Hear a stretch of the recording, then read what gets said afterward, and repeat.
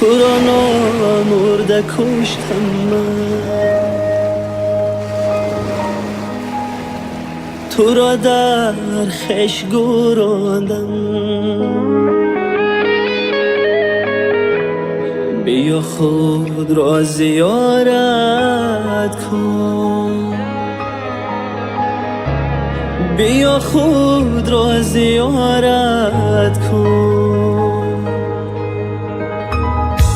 بیا یک دم نشین در گوشه ویرانه قلبم،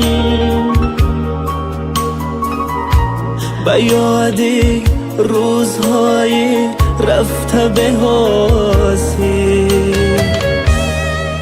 پشیمان شو ملامت کن.